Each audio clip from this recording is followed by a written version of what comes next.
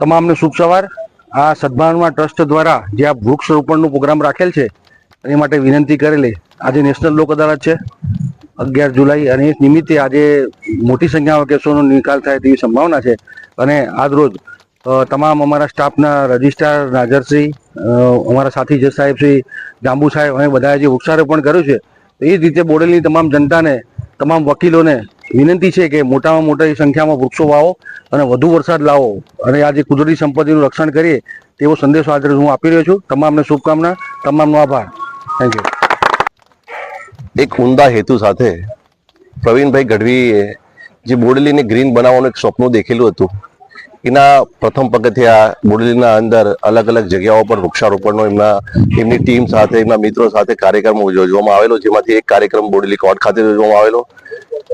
બોડેલી કોર્ટના અંદર વૃક્ષારોપણ કરી પર્યાવરણને મદદરૂપ થઈએ, બોડેલી ગ્રીન થાય, બોડેલીની શોભા વધે, બોડેલીના અંદર કંઈક શુભ કાર્ય એવા થાય, એવા ઉમદા હેતુથી આ કાર્યક્રમ કરવામાં આવી રહ્યો છે।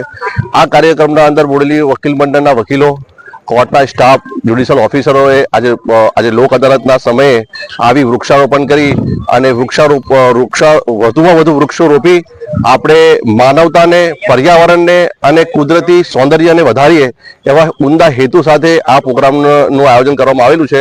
પ્રવીણભાઈ ગઢવી, એમના સાથે આવેલા એમના મિત્રો, તમામ ટીમના અમે આભારી છે કે આ હેતુ માટે જે કામ કરવા જઈ રહ્યા છે એ કામ હજુ વધુ આગળ વધે અને આ કામ ગુજરાતના ખૂણે ખૂણે સુધી પહોંચે અને વૃક્ષો વવાય, જેથી આપણી કુદરતી સંપત્તિઓ સર્જાય અને વરસાદથી લઈ અને જે વાતાવરણ છે બધું શુદ્ધ રહે એવા સંકલ્પને સાકાર કરવા માટે આપણે મદદરૂપ થઈએ।